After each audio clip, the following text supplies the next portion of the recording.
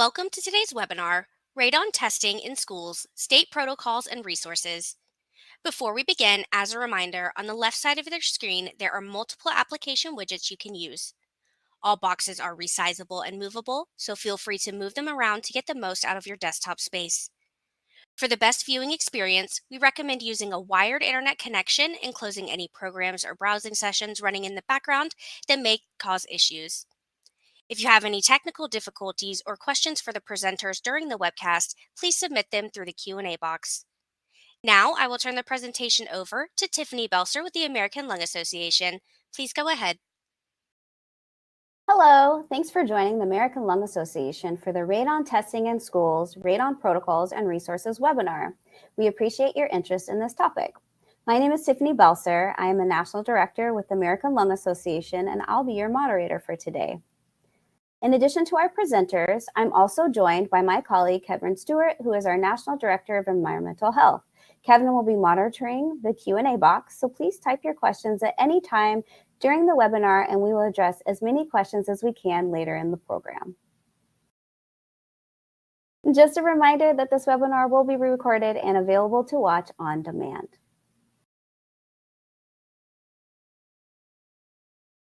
The American Lung Association is the leading organization working to save lives by improving lung health and preventing lung disease through education, advocacy, and research.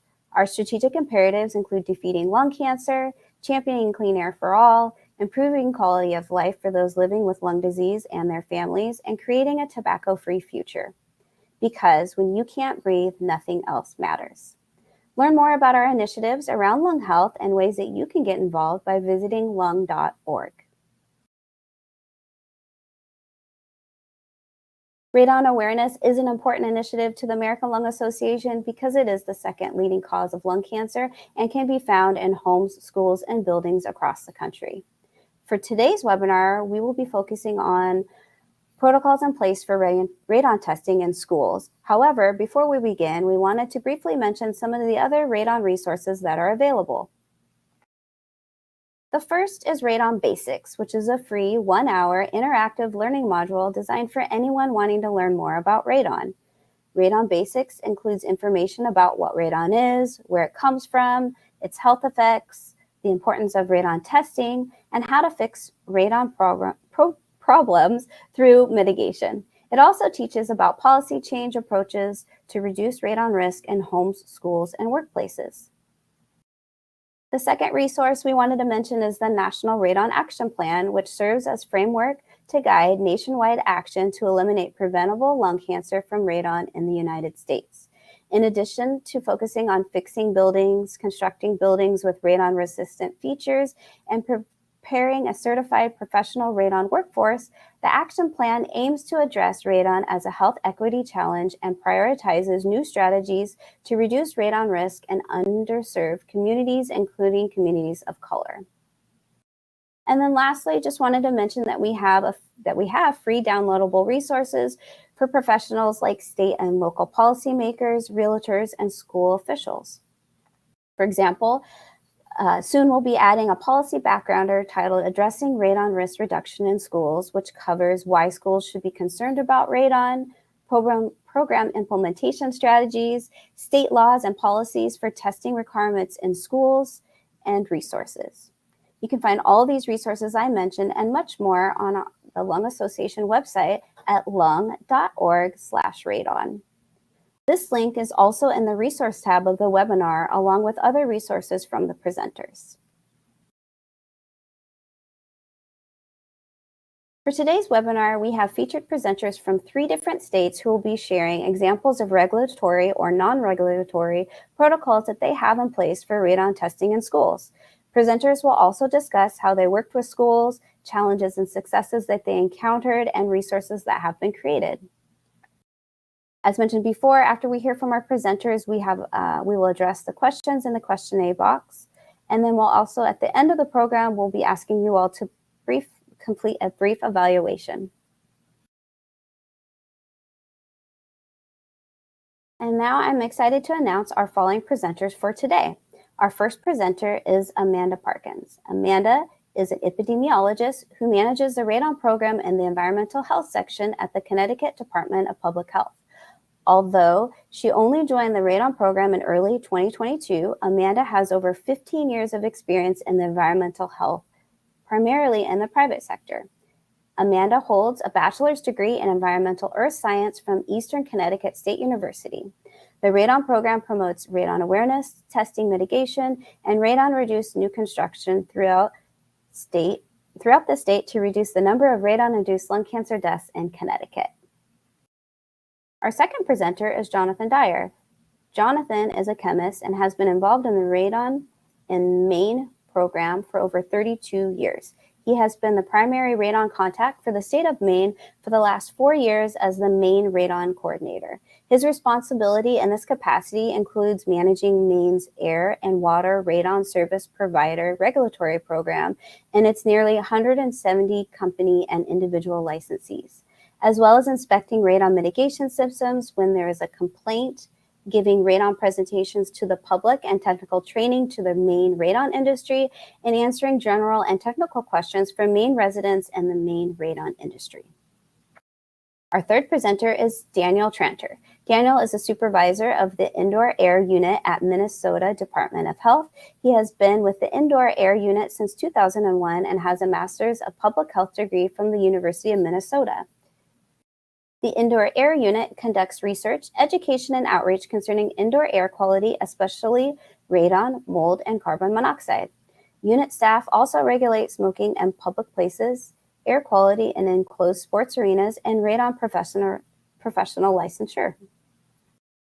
All right, at this point, I'm now going to turn it over to our first presenter, Amanda.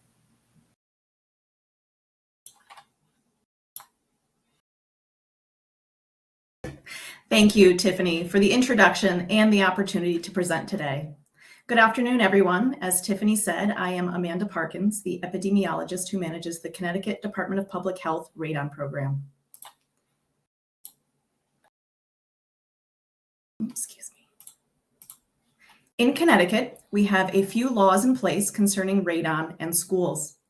The primary one was implemented in a Connecticut State Department of Education statute, specifically Section 10-220, which went into effect almost 20 years ago on July 1st, 2003, which specified that prior to January 1st, 2008, and every 5 years thereafter, for every school building that is or has been constructed, extended, renovated, or replaced on or after January 1st, 2003, a local or regional Board of Education shall provide for a uniform inspection and evaluation program of the indoor air quality within such buildings, which of course includes, as you see there, item 2, radon levels in the water and air. A question that was first brought up often when this statute went into place was if it was only for schools that were built or extended or renovated after January 1st, 2003, or if it also included those that already existed prior. It was interpreted that it was for all school buildings, regardless of when they were built.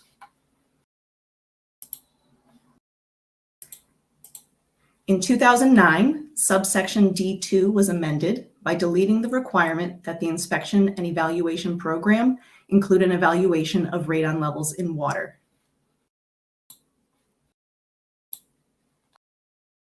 And as recently as last year, an amendment was made to change the evaluation period from 5 years to 3 years. As this is a new change, we are actively working to update our guidance document and resources where needed.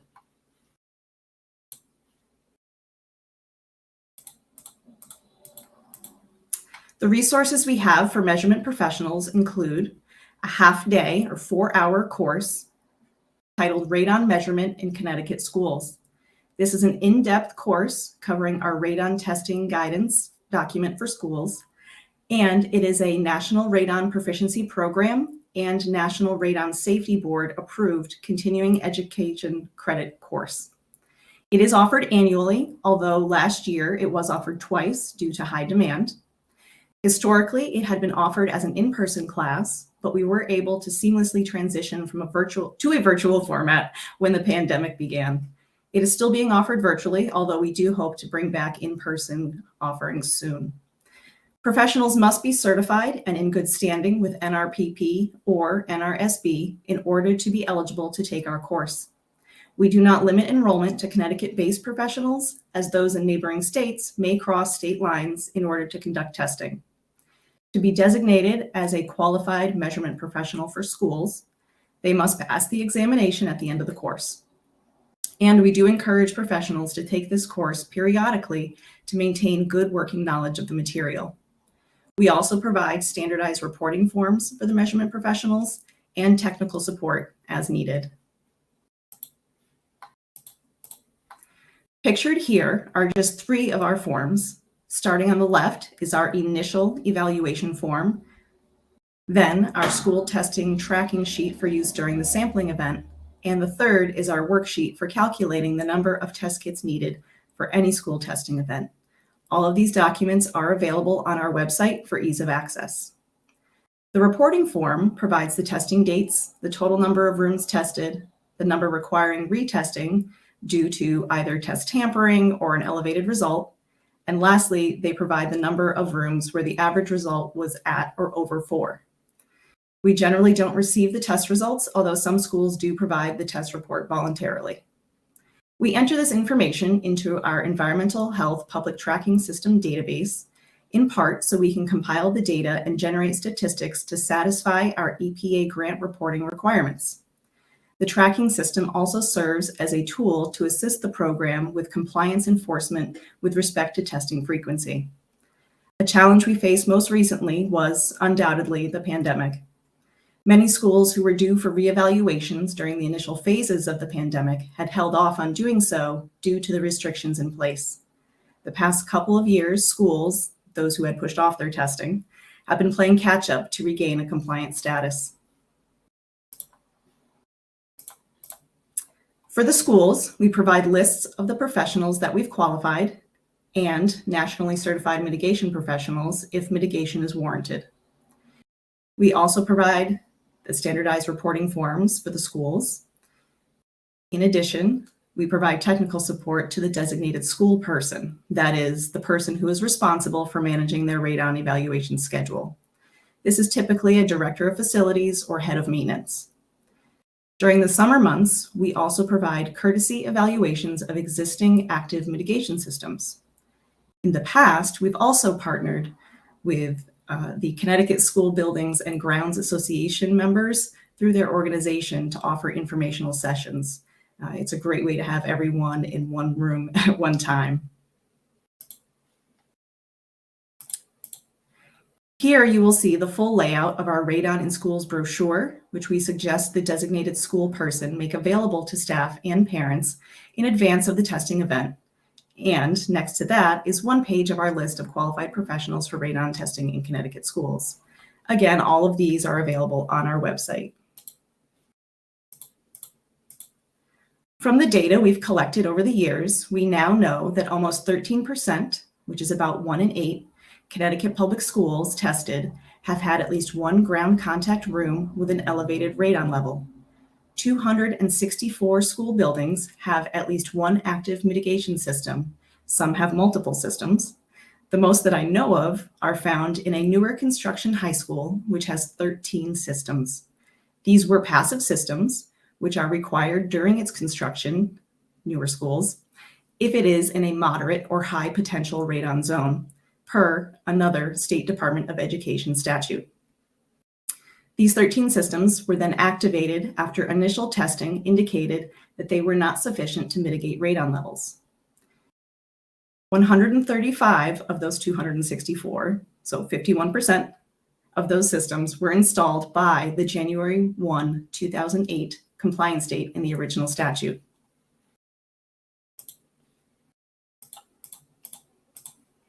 Through our annual sponsorship of the Radon Poster Contest and our Courtesy Mitigation System evaluations, we are able to build and maintain positive relationships with our schools. These efforts help to remind them that we are here to work with them. Pictured here is the first place poster from our most recent contest, and the other 2 images are from last summer's courtesy evaluations. During our site visits, we can also provide a cursory overview of the systems, how they work, what to look for, and what we call Radon 101 information. We see that this is most helpful when a school has experienced turnover and new staff aren't in the know. In some cases, we are able to provide recommendations for improving their systems. Examples shown here include a non-operational system, the center image, that was enclosed in a wall erected after the system was installed.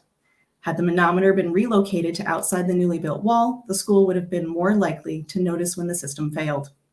On the right, we see a system where the exhaust has a gooseneck, which is not in alignment with the National Consensus Mitigation Standard. Again, I want to thank you for the time and the opportunity to be here. And should you like to reach out in the future, my contact information is provided. Thank you.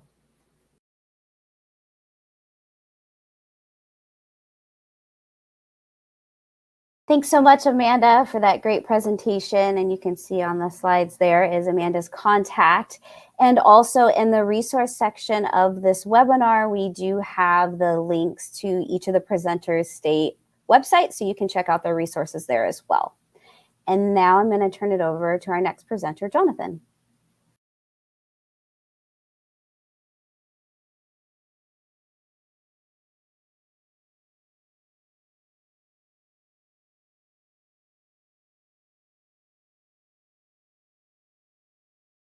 And Jonathan, you may be muted.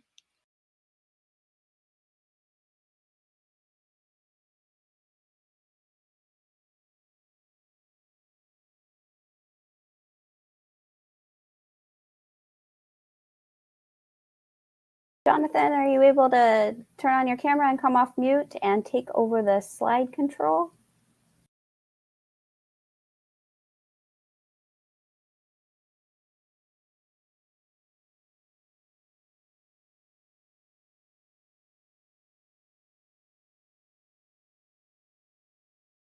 All right, so we might be having a tech issue with Jonathan's section.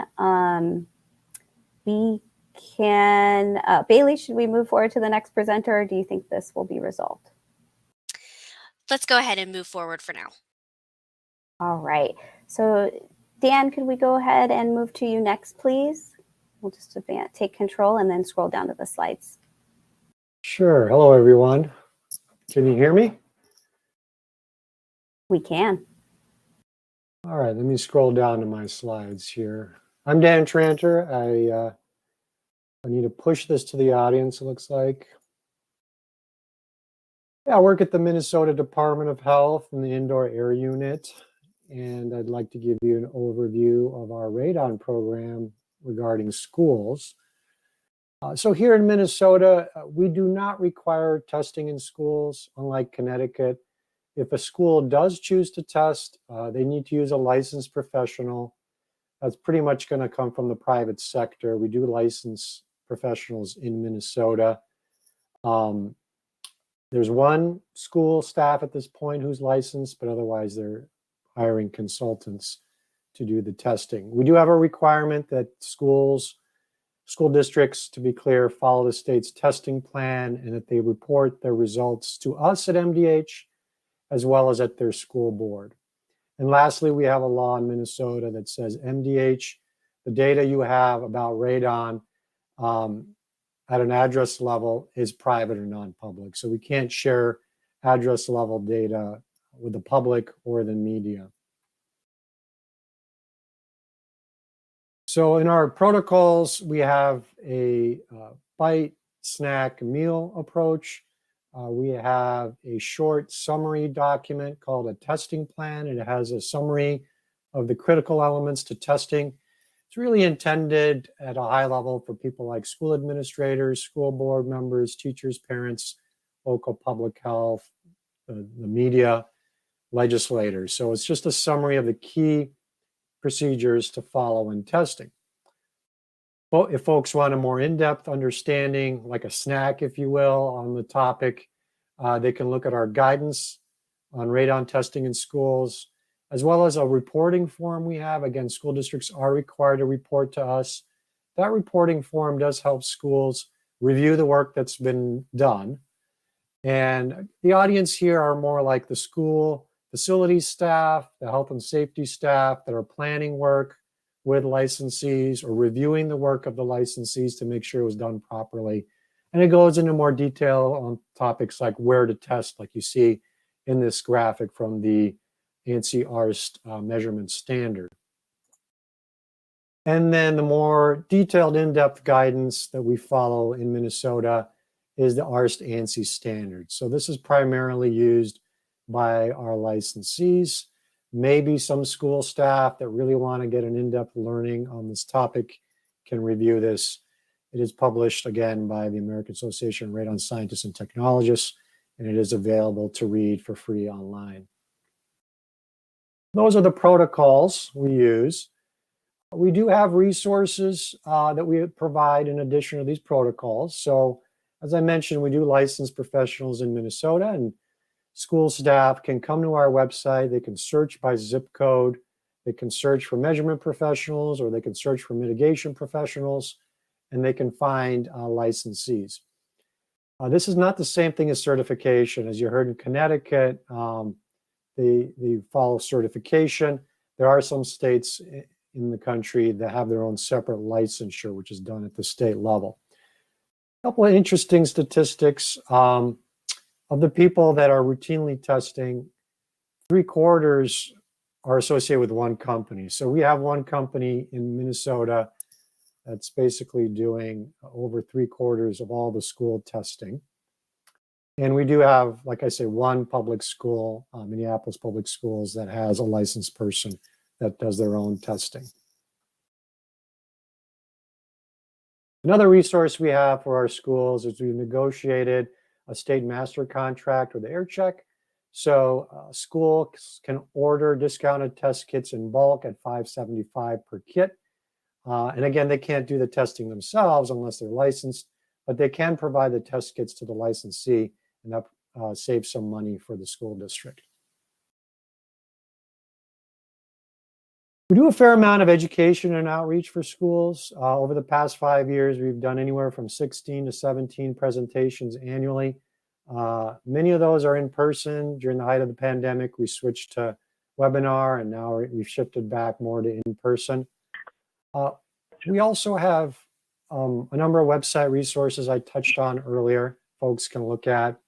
We've written articles for school newsletters, including for charter schools, non-public schools. We use GovDelivery. We use other communication channels like newsletters to alert people about updates and upcoming trainings. We've attended conferences, school board meetings, various associations of school organizations. So it's important for us to get out there and attend these conferences and meetings of school officials. We also do some data analysis. So here you see our map of primarily homes in Minnesota and the percent elevated over 4 picocuries per liter. You can see southern and western Minnesota are relatively high compared to northern and northeast Minnesota. We collect data from labs, we collect data from professionals, and we collect data from schools. So we have 3 different sources of data we look at. We're able to do some more complex analyses in homes, and we're starting to do that analysis in schools. So we hope to create maps of where in our state there is more testing, less testing, what areas in our state have higher radon levels. And we also want to look at socioeconomic factors like free and reduced school lunches to see if there's any difference in radon levels or testing rates by socioeconomic factors. So we started that project. Hopefully we'll have some preliminary data this year.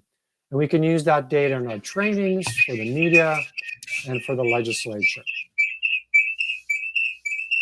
On the policy side, we participate in various green schools, healthy schools initiatives. We want to make sure radon is part of green schools efforts.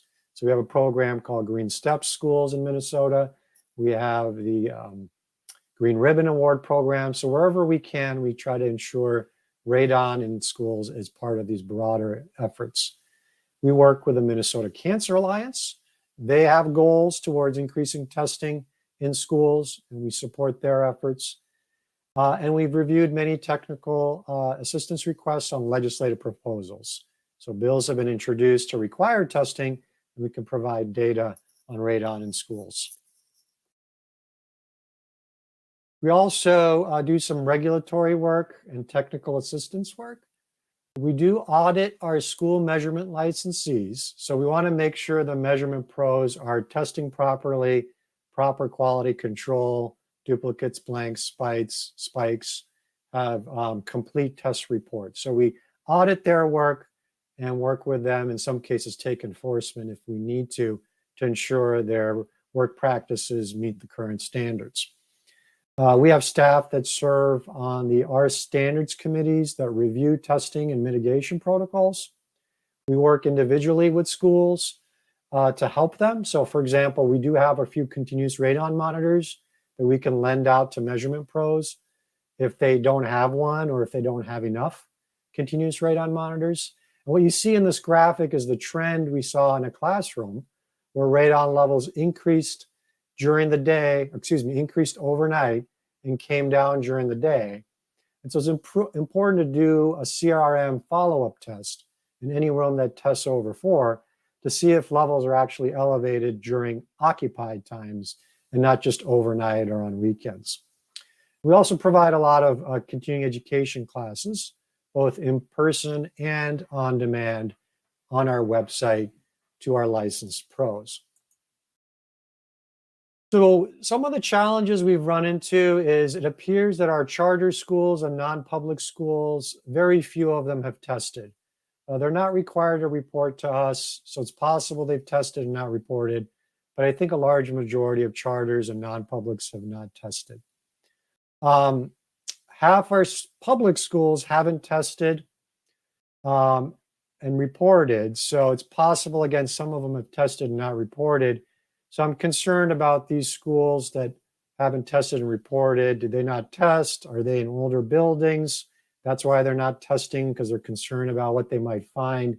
Are their HVAC not working very well? So overall, similar to Connecticut, we've seen about 12% of our school buildings that have reported have elevated radon, but I suspect the rate could be higher if all schools were tested. We don't have specific funding for radon testing and mitigation, so schools have to use other health and safety funding. And if they're doing it for radon testing, maybe they can't do an asbestos project or something else with lead and water. So there's no specific dedicated funding. From 2012 to 2017, we saw a lot of deficiencies in how the testing was being done. That's improved in recent years. And some schools aren't testing every 5 years as we recommend. Some of them have said, well, we tested in 1998, nothing's really changed, so we're not going to bother testing again. Well, they really ought to test every 5 years. And when licensure went into effect, there was some resistance to using licensed pros. We gave them some grace period before they started using licensed people. So some schools got some testing done that wasn't done quite right. But now things are looking a lot better because we are seeing licensed pros doing the testing in the past few years. They're following the protocols, so they're testing the right places at the right time. Some other successes we've seen is our mass media has been interested in radon in schools, and there have been bills introduced. They haven't been enacted, but they've been introduced, and that's helped increase testing and reporting, all this attention from the legislature and from the media. And overall, the half glass full is that, about half our public schools have tested, and we have good communications methods now. We have effective data analysis and tracking methods. So those are some of the successes we've had in recent years. So in conclusion, in Minnesota, we know elevated radon can be found. About half our public schools have tested and reported. Of those, about 12% reported at least one room that was elevated, meaning 4 picocuries per liter or higher. I suspect the percentage is higher because a lot of charters, non-publics, and other schools haven't tested. And it's possible those schools are older buildings with HVAC systems that aren't working as well or maintained as well.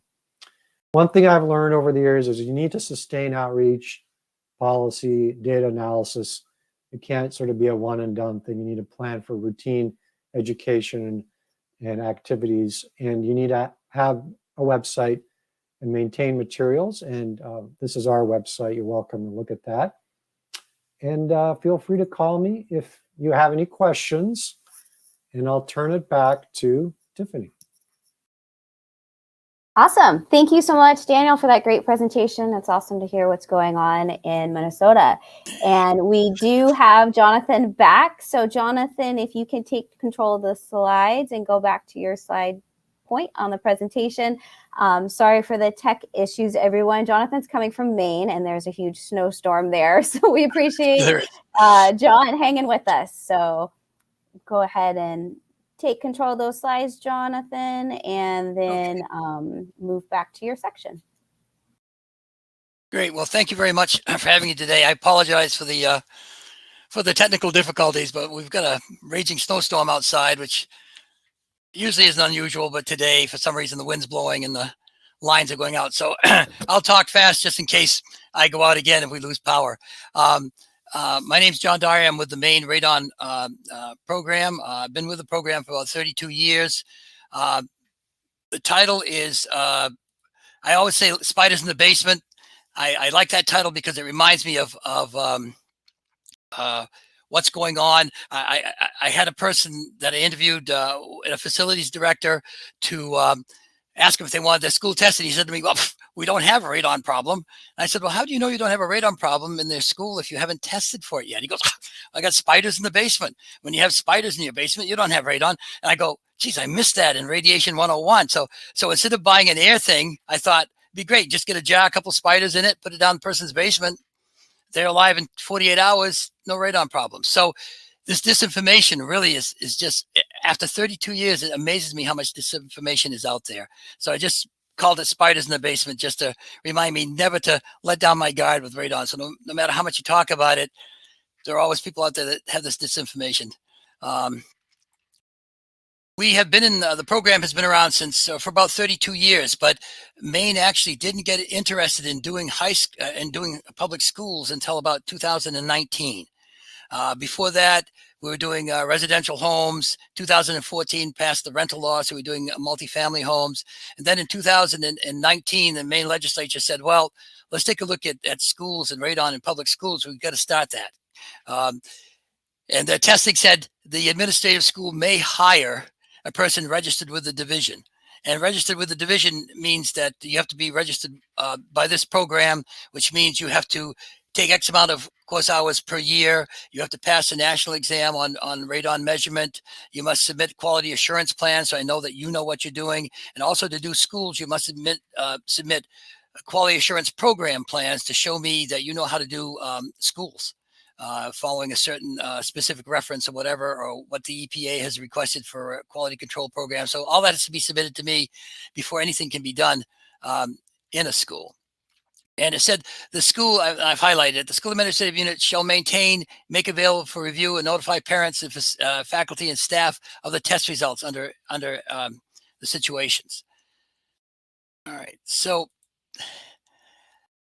the fly in the ointment here, though, is they also said, and you can see my quotation marks, when funding is available. So when funding is available means this was an unfunded mandate that went through. So when funding is available means the schools don't have funding, so we have to go out and look for it. So at this point in time, we have a surge grant that comes in from the EPA. We use that surge grant to pay for the school, pay for the testers to test the schools. We also have some monies coming in from Healthy Maine, which is money that Maine gets from the tobacco fund. We use some of that to help test schools as well. Also, the legislature said that every new school being built in Maine now shall have a radon mitigation system built into it. And they just put a big one in here in Maine and finished it off.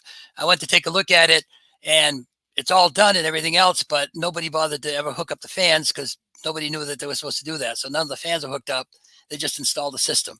But I think the fans are running now. No, they should be running by now. So in a nutshell, what the Maine legislature said was that every school should be tested every 5 years. that parents, faculty, staff, everybody must be notified of the test results. The test results have to be reported to the Department of Health and Human Services. The Department of Education, Department of Health and Human Services. The bill recommends that all new schools be built with a radon new construction system in them. And I have to prepare a report for the state legislature on October 1st, 2025 for all the Maine schools. Now we have, I think we have, and I'll show you in the last slide, but we have about 620 public schools to do. The funding that we get from the Surge grant maybe does 10 schools a year. So since 2019, I've done maybe 40 schools out of the 620. So I'm getting old, so I probably will retire on September 30th of 2025 and let the next guy take over. So that's a problem, funding. Also, the problems that we started running these tests were also from the school education people themselves, because once you find if you have radon, then where's the money to take care of it? And a lot of times school angst over that because they don't have the monies to do the mitigation. We're finding that from the 40 schools that we've done so far, about 10% of them are running elevated levels, and the elevated levels of radon were easily fixed when the janitor, the facility people went back and readjusted the heating systems or the cooling units, the air conditioning units and all that. They found out if they adjusted it, it took care of the radon levels. So far there hasn't been any schools spending much money on any of this. The cost per school averages about $100 a classroom. Or right now it's averaging about $6,000 a school to do this. And as I said, we've done 40 schools. We hope to do more. So now the state, we're looking to do look for other means of funding to get funding in here, because we need to get all these schools tested. Maine has a very serious problem with radon. Our average is 4.3, so already we're above the action level. At least 1 out of every 3 homes in Maine has elevated radon levels. In some counties, it's 2 out of every 3. So we just set on our pegmatite, or our bedrock, just has uranium all through it.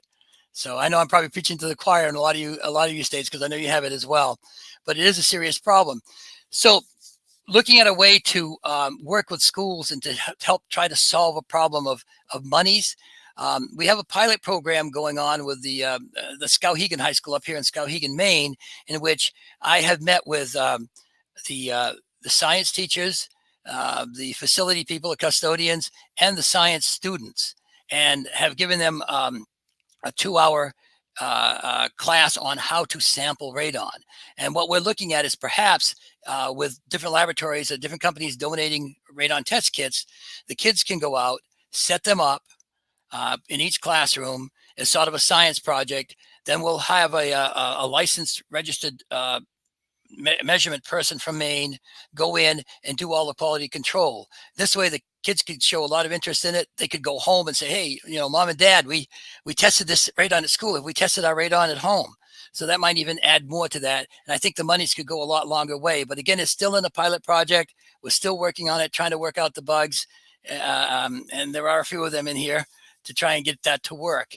As far as resources go, we have been used the, I recommend that if you're going to do the testing, you must follow, I think CERTI has a course called Schools in Big Buildings. That definitely has to be done, because you can't just do a residential building and think you can do a school. Totally different. If you haven't seen it yet, Oregon's got a beautiful setup called Testing for Elevated Radon in Oregon Schools. I read this back and forth. It explains everything you ever need to know about radon if you were learning about it. It's a great resource for that as well. Let's see. I think that is it for me, unless anybody, well, you'll have specific questions afterwards. The wind has stopped howling, so hopefully I'll be on here till the end. But and thank you very much for having me here, and I'll wait for the questions. Perfect. Thank you so much, Jonathan. I'm glad you were able to do that presentation with us, and it's exciting to hear about the things that are going on in Maine. And before we jump to the Q&A part, just a reminder, everybody, feel free to still submit some questions to the Q&A section if you have any. We'll get to as many as we can in this time that we have. I wanted to mention two things. One, Jonathan just mentioned the Oregon resource, which thank you, Jonathan. I'm a fellow Oregonian over here, so it was nice to see that resource mentioned. But something that I mentioned earlier in the webinar was a backgrounder that we'll be putting out soon on addressing radon risk among schools. And we have that resource and others linked in that document. So look forward to that. And before I hand it over to Kevin, I know that there was a couple questions. One about continuing education credits. So there are no continuing education credits for this particular webinar. However, if you are looking for a general certificate of attendance that you want to submit to an entity on your own, feel free to reach out to me with my email, and I'll do that request for you. So wanted to answer that. And then others asked about the PowerPoint slides. Again, if you're looking for the PowerPoint slides, you reach out to me and I can give those to you. So Kevin, I'd love to turn it over to you to address some of the questions that we have. And the presenters, feel free to bring up your cameras and stay on mute until a question comes to you. Very good. Thanks very much, Tiffany. It looks like we should be able, we have plenty of time, and the questions are pretty direct. I think if we answer them directly, we should be able to get through everything that's being asked so far. And I think I'll start with Amanda. There were some questions here, and I'll try to go through several of them with you if you don't mind. Sure. If initial levels in the school were very low, the question is, does Connecticut still require the testing every 3 years? Yes, the reevaluations are still required. An initial evaluation will cover all ground contact rooms, and the reevaluations are 10% of the initial rooms that were tested, and a different 10% for every reevaluation thereafter. I see. So that so you're saying that every 3 years, then that would be the protocol that you'd follow at that point. Is that correct? Right. So we're shifting as that was a recent amendment to the statute, but yes, it would be every 3 years. As we know, with homes and radon levels, they can change over time. So the reevaluations are great, very valuable. Right. The question, I guess, another question had to do with to what extent you do or do not follow the NCR's protocols. I know one of the questions had to do with blanks and dupes and that kind of thing. Yep. So we do the QA/QC that helps ensure results are reliable and maintains minimum acceptable standards of the precision, accuracy, and bias in the school's testing program. We do 10% dupes for precision, 5% blanks to measure accuracy, and 3% spikes to measure the bias. Right. I think there was another question about why they're needed. So I think you took care of two with one there. Very good. The website address, just make sure, I think people wanted to make sure that they had that. Could Sure. you just tell it to us or put it in the chat? That would be helpful. Sure. Yep. I'll do both. Okay. It's very short. It's okay. ct.gov/radon. I'm sorry, I couldn't hear that. Hello. Yep. Can you hear me? Oh, okay. Very good. Yes, off and on. Yes. CT. Hello, Amanda. ct.gov/radon. Yes. Okay, good. And another question there was, how much do you charge for your testing training class? Our class is offered free of charge. Whoa, so there you go. Very good. It is great, although I do know that the certifying bodies, and the last one right here, they'll only accept it every so often, so you can't take it every year, but for your CEs, but. Okay, fine. And since Connecticut's regulation has changed from the 5 years to the 3-year plan, is there also a move to require testing in all schools, not only in public schools? Not at this time. The Radon program here, our purview is limited to public schools.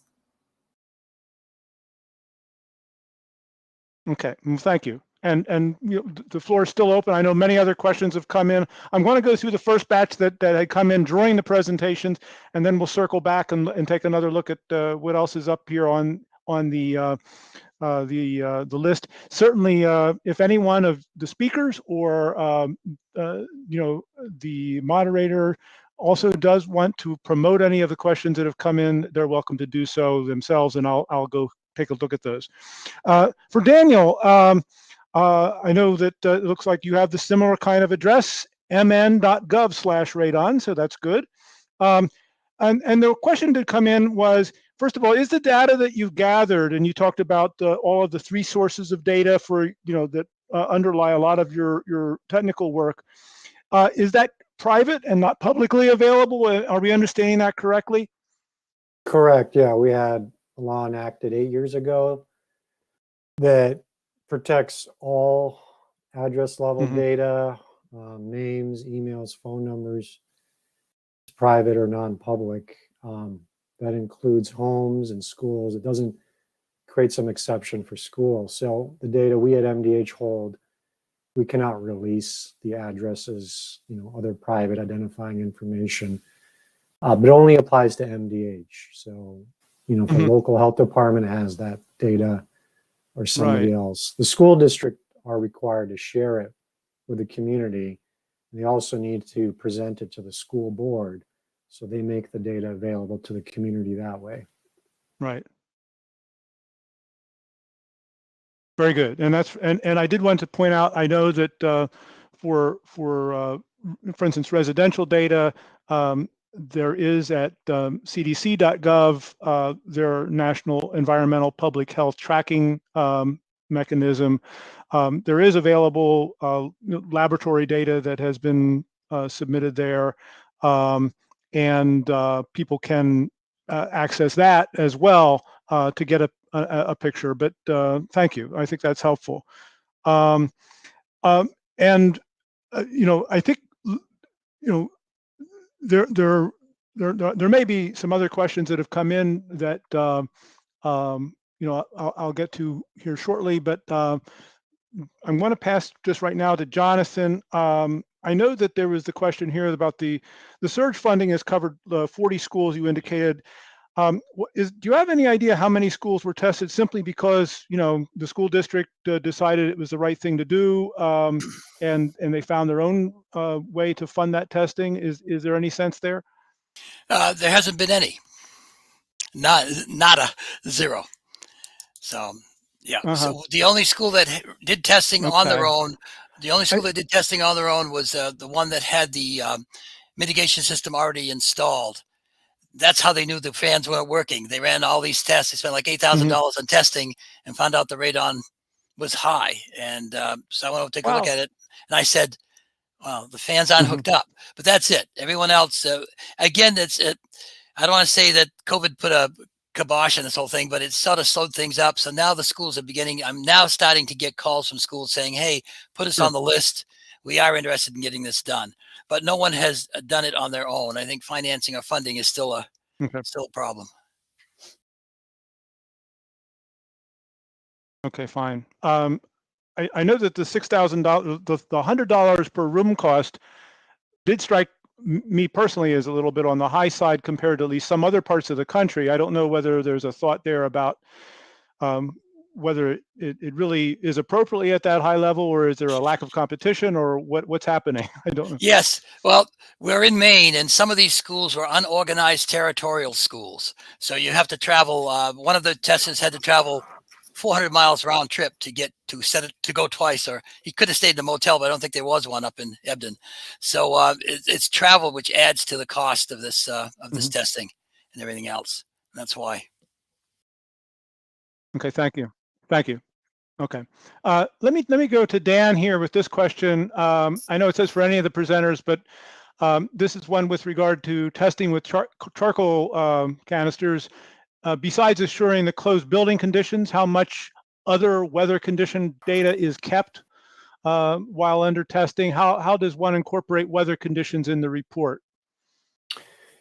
Yeah, so in Minnesota, we use licensed professionals. Licensed professionals under the ARST ANSI standards are required to evaluate weather conditions and report that, and they're required to advise their client about whether the weather is, unusually severe and it might affect the accuracy or representativeness of the test results. So that's something where the consultant can advise the school officials about whether that weather was unusually severe and might skew the test results one way or another, and recommend maybe additional testing.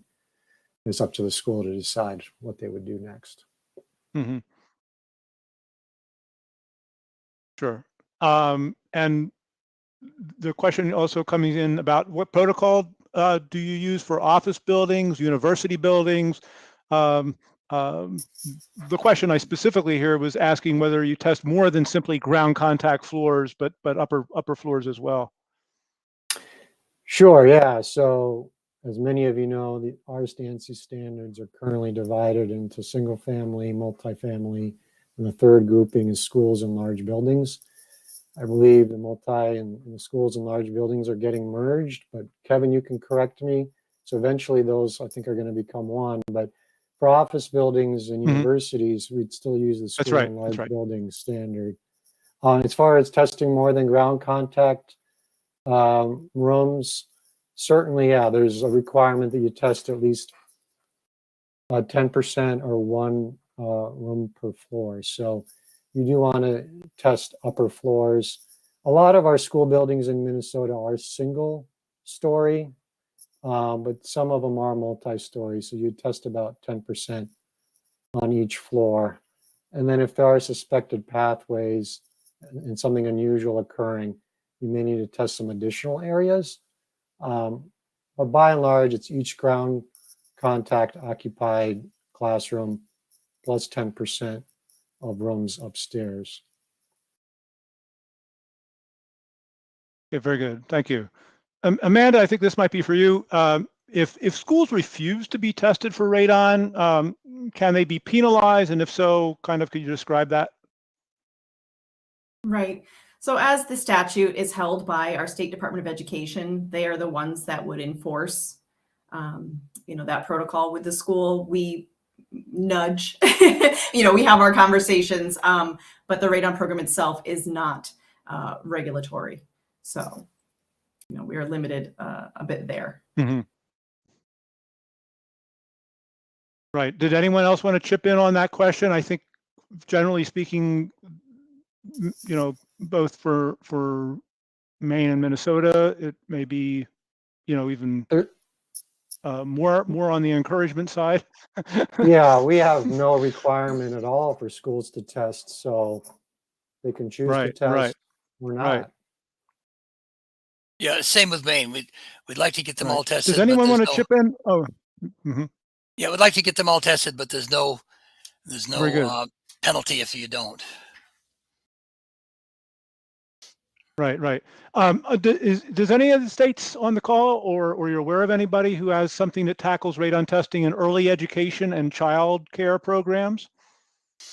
Yes, the Connecticut Office of Early Childhood has in their initial licensure requirement for child care centers and group child care homes that a radon test be done, and if elevated levels are found, that they be mitigated. This does not apply to a family child care home. Okay, very good. Minnesota doesn't. Is anyone? I'm sorry. Please go ahead. Sorry, Minnesota does not require testing in childcare, but we have done specific projects to test childcares. We've paid for some mitigations over the years. Nothing like that currently, but we do have a continuing education class. We teach the childcares to encourage them to test for radon. Okay, very good. Is anyone on the call aware of a school system using the American CARES Act or health and safety state school regulations for funding testing for radon? The questioner points out that it is a radioactive carcinogenic soil gas. So to emphasize the seriousness of the question.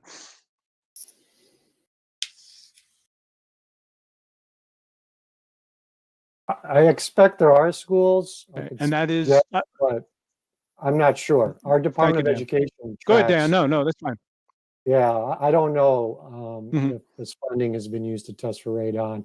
I know a lot of schools are improving ventilation, and that might indirectly help radon, but I'm not aware of any schools myself that have directly used this funding to reduce radon or test for radon, but it certainly may have happened in Minnesota, and our Department of Education deals with that funding. Okay, thank you. A question for Mr. Dyer.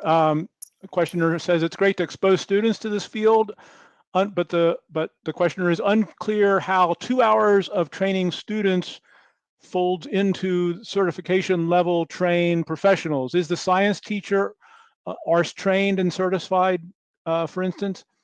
That's a good question. No, they're not. That's a very good question. But we're just looking at ways to work the money. I'm not worried about them setting it.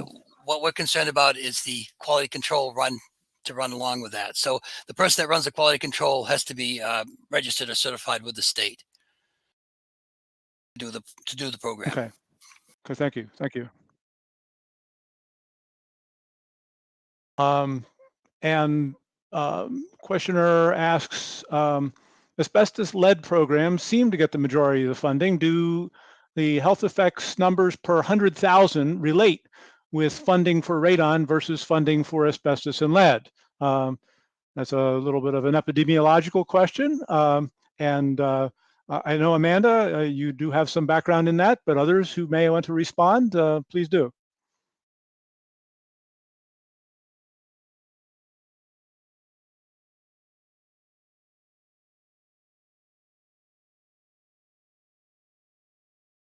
I don't know whether we have anyone speaking on that one. I don't hear.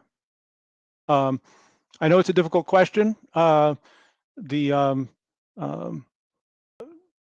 think it is a fair point. I think the questioner makes in terms of the possibilities of there being a mismatch between the relative severity in terms of health impacts compared to the costs involved with doing abatement work.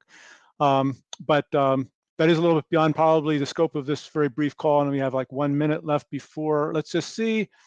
Let's